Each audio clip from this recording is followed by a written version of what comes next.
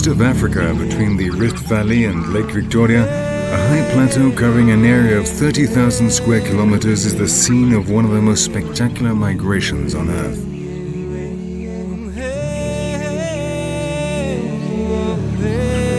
Every year, hundreds of thousands of gnus follow the rains in search of pasture, in a cyclical migration which marks the lives of both plants and animals in the regions they cross.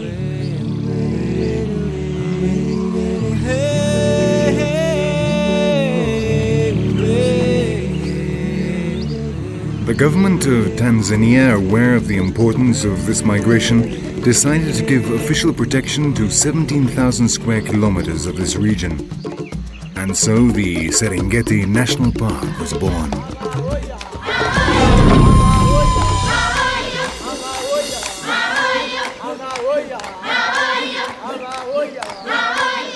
The Serengeti National Park is a vast savanna of grass with occasional isolated patches of trees and bushes.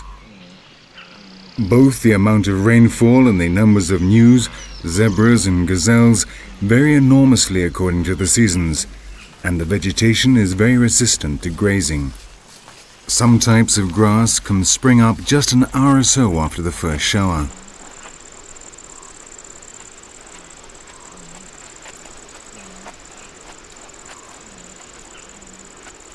The gnus don't stay long in one place. The enormous herds rapidly devour all the pasture, and so they have to move on, followed by other herbivores who share the same diet. Every year they cover about 3,000 kilometers in their constant wanderings, which take them to the edges of the park, across the border into Kenya and to the Masai Mara.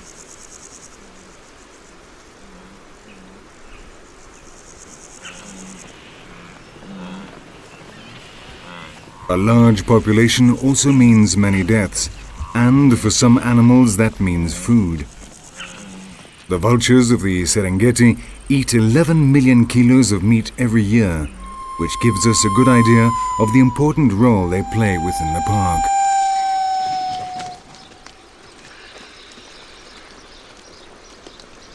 A dead zebra is being devoured by the vultures. There is no set feeding order, and whoever gets to eat first will be determined by how hungry and how strong they are.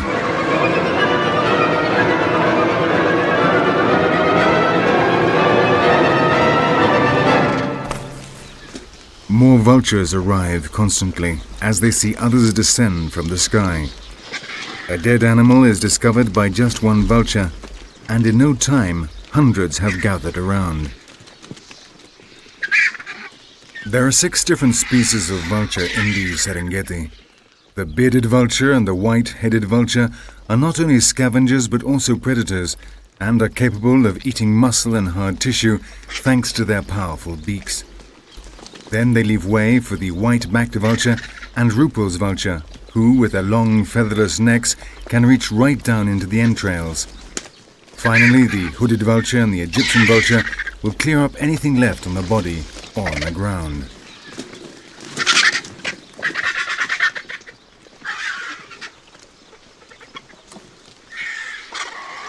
From a great distance, the vultures can be seen landing, and this helps scavengers on the ground find the dead bodies.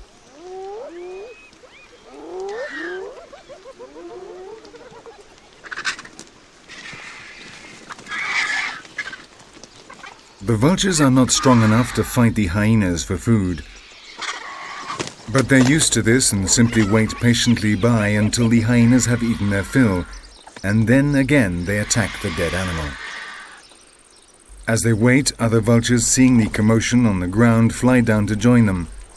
So as the food becomes less, the number of hopeful diners increases.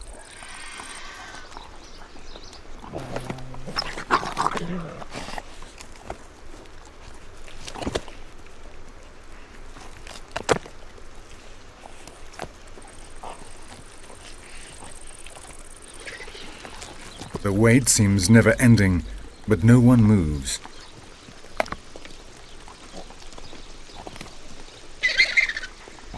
At last the hyenas leave and there is still plenty of meat. The vultures again fall on the zebra, and in an instant the lifeless body is covered in a sea of feathers, claws, and beaks.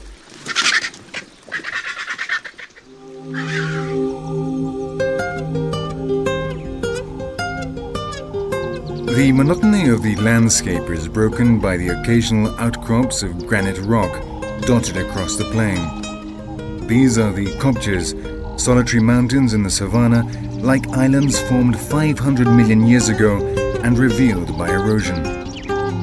Due to their strange morphology and the fact that there is always water and cracks in the rocks, many of them are home to species of plant and animals found nowhere else.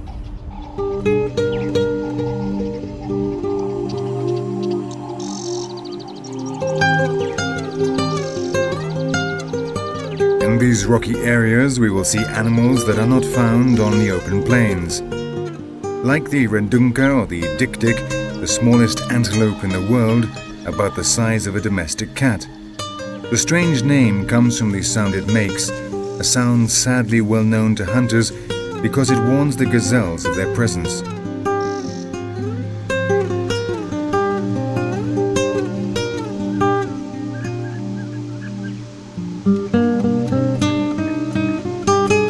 The barren surface of the rock is where the agama lizards meet.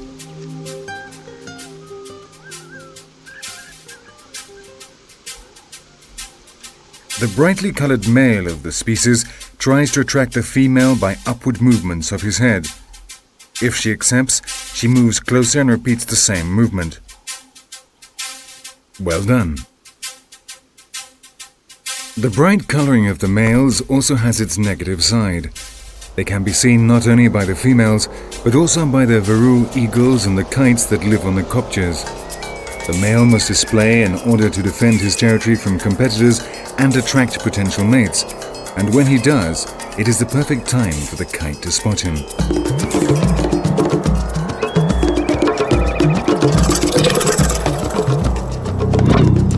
The females realize the danger, but the male is too busy showing off and doesn't notice until the very last moment.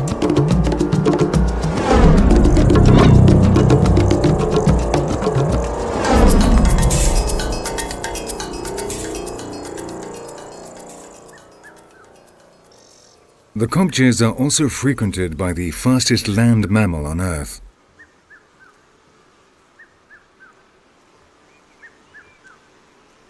The cheetah, capable of reaching speeds of 110 kilometers an hour when hunting, is completely exhausted after each chase and so needs to choose his prey carefully and make as few mistakes as possible.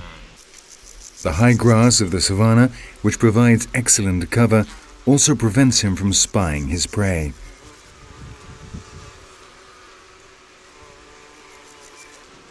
So he climbs up to get a better view and spot potential victims.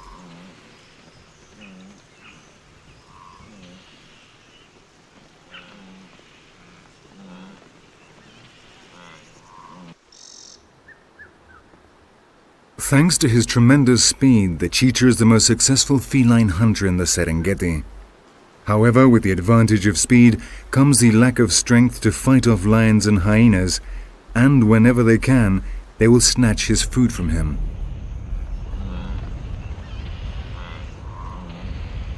This herbivore, the Thompson's gazelle, makes up 90% of the cheetah's diet, and he will join them on their annual migration. Wherever they go, he follows in pursuit.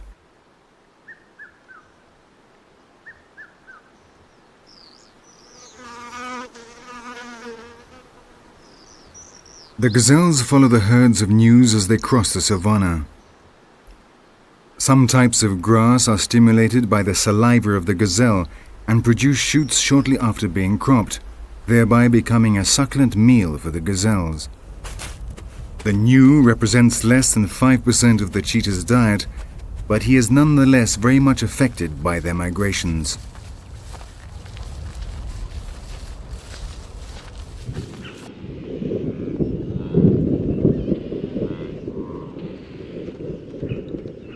Life in the Serengeti is influenced by the migrations of the gnus, but is ultimately determined by the rains.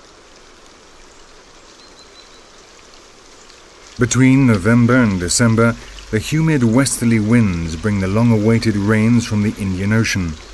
The grass of the savanna, which during the dry season has lain dormant, greedily soaks up the water and shoots up in an explosion of activity which in just a few days transforms the landscape of the national park.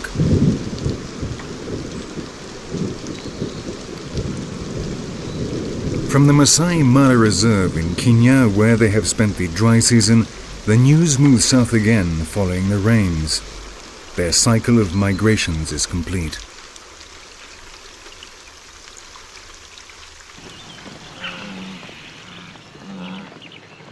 Year after year, endless lines of news have come along these same routes and have thus etched permanent tracks stretching right across the savanna. First towards Lake Victoria along the Western Trail at the end of April. The rains move on from the Iasi area and the news duly follow. August takes them to the Masai Mara Reserve in Kenya.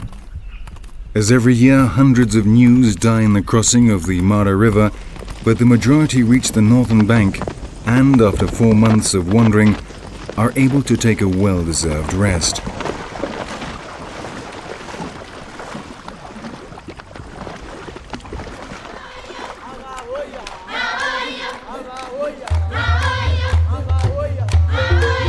Finally, in November, the sky indicates that the rains are once more moving south, and again crossing the Mara, the news return to the plateau of Ngorongoro and onto the plains of the Serengeti.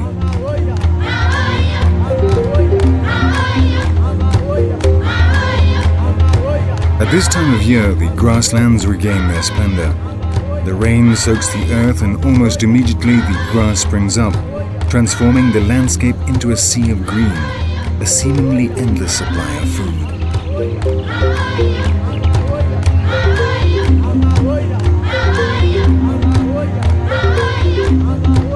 The intense grazing of the news determines the types of grass that can be found in the savanna.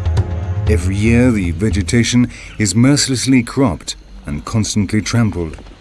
In time, the species best able to withstand this treatment have survived, and the plain has become specifically designed to meet the dietary needs of the news.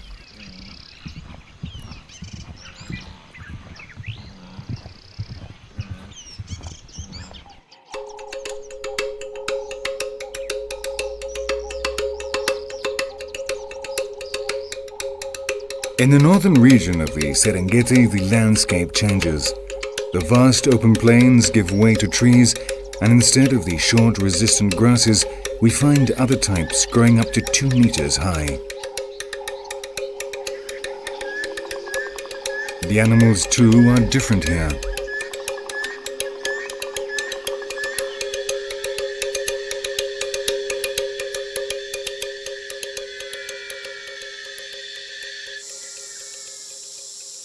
A leopard. This cat prefers trees to empty spaces. The trees can be used as watchtowers and provide shelter and a safe place out of reach of the lions and hyenas, where he can hide the animals he has hunted down. His rate of success in hunting is much lower than that of the cheetah, and he simply can't afford to have his food stolen.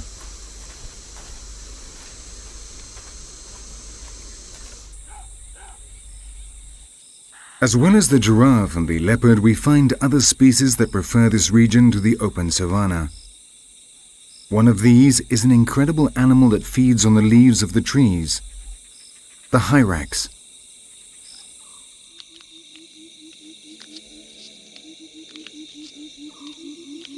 Despite its appearance, this animal is not a member of the rodent family. However strange it may seem, its nearest relative among the animals of the Serengeti is the elephant.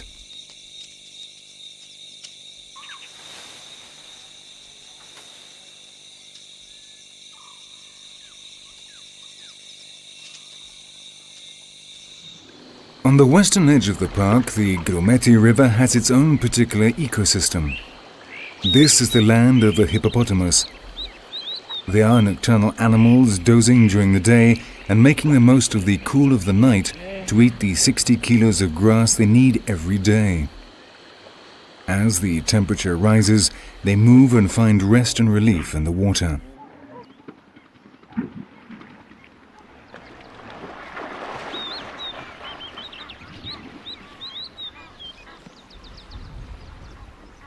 It may not look like it, but the skin of the hippopotamus is very sensitive to the sun.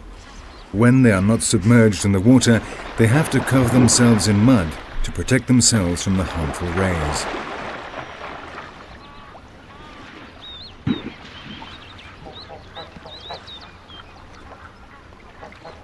The area around the river is very different from the savanna. Neither water nor food are scarce here, and the animals don't need to migrate to better lands. The only precaution they need to take is to be careful along the riverbanks, where what looks like a rock might suddenly move up and eat them.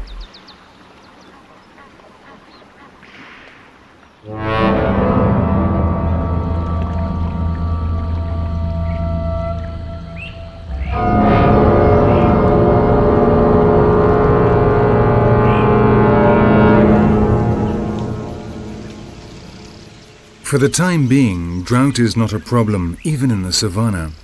It is the rainy season and both water and pasture are plentiful. There is no thought of migration. Everyone is concentrating on a completely different activity, reproduction.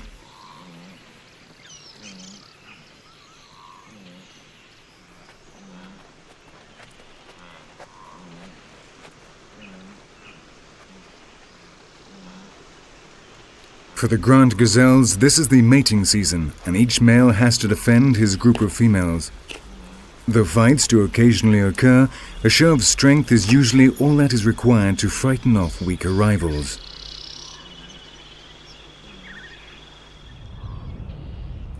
Their close relatives, the Thompson's gazelle, seem to have followed their example and are also ready to mate.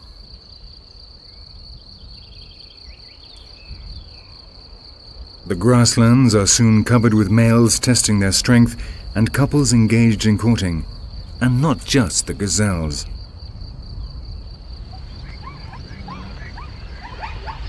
Sex is on their minds, and they are less vigilant than normal. This is good news for the carnivores.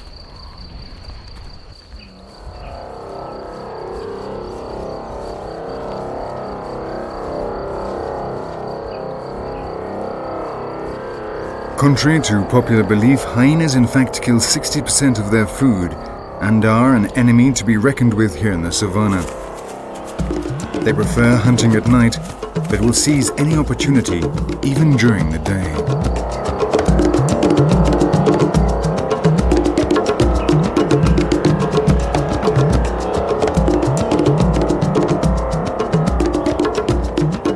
The Thompson's gazelle has been killed. While the hyena feeds, a vulture, as is the custom, patiently awaits his turn. But this time he will be disappointed. The hyena has young and carries the dead animal away in order to feed them.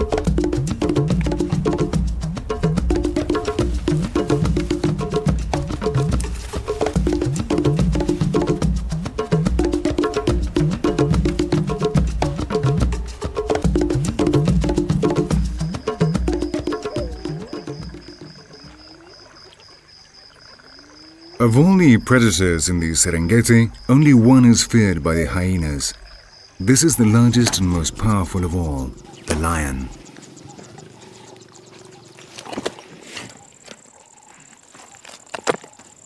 Stealing food is normal in the Serengeti. The lions steal from the hyenas steal from the cheetahs, and the leopards hide their food in the trees to prevent it from being taken. Not even the powerful lions are free from scavengers.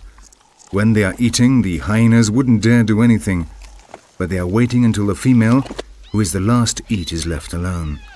The rest of the group, having eaten their fill, will do nothing to defend her. Now is the time. The hyenas close in, forcing the lioness to abandon the prey.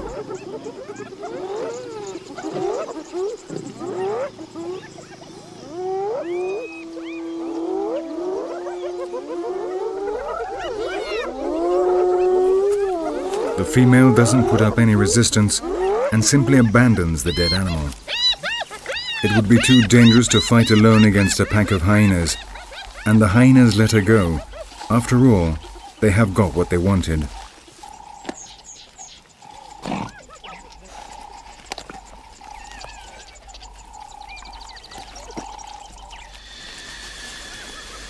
Again, they take some of the meat back to their lair, where the young are anxiously waiting to be fed.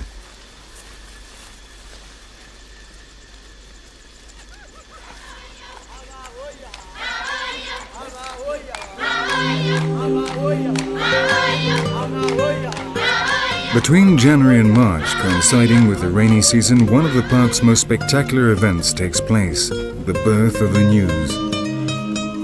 In just a few weeks, 400,000 females will give birth here on the plains of the Serengetti. At this time of year, the grass is growing and is rich in nutrients. So the mothers are well fed towards the end of their pregnancy, and the development of the newborn calves will not be hampered by lack of food.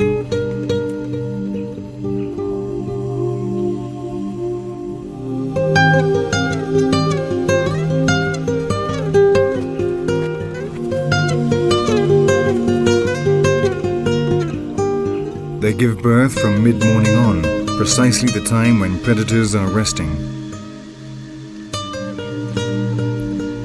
The later in the day they are born, the less time the young will have to find their feet before the lions again come out to hunt. This urgency has meant that gnus are the fastest of all hoofed animals in learning to coordinate their movements. In just 5 minutes, the young can stand up, and an hour or two later will be able to follow their mother across the savannah.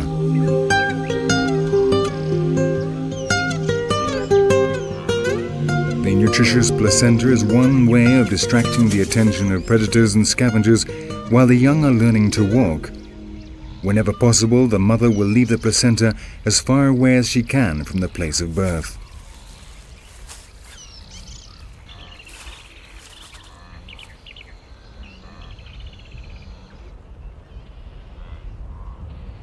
Scavengers rapidly descend on this feast. The placentas are very nutritious and are not defended by the mothers.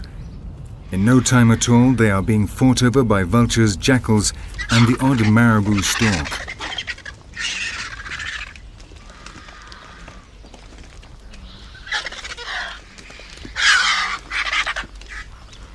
The jackals are the first to grab the food, giving no chance to the vultures.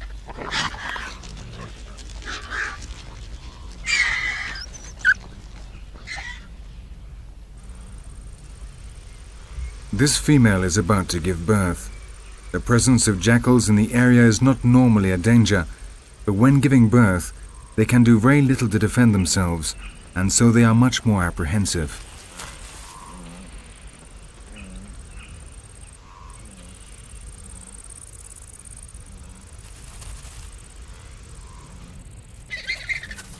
The mother becomes increasingly nervous, stops halfway through the birth, and runs off with the calf still hanging out in search of a safer place. The jackal, paying no attention to this crisis, has found what he was looking for, a placenta.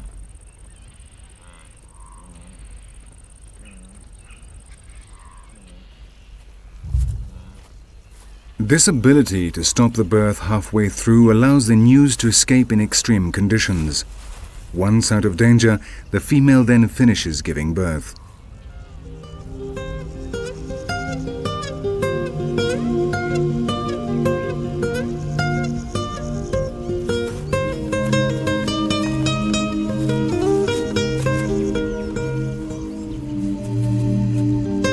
The mother can identify her newborn calves both by sight, smell, and sound. This is vital, as often, following a stampede, the young are lost and the mothers have to find them. And in order to do so, they must be able to recognize the cry of their calf among all the other sounds of the herd.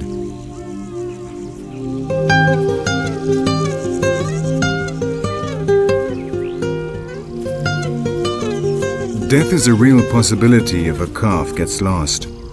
No mother will defend another's young. After all, the more that die, the greater the chances of survival for her own. If this solitary gnu doesn't find its mother, it will not survive. It will either become separated from the group or will be kicked to death by an adult.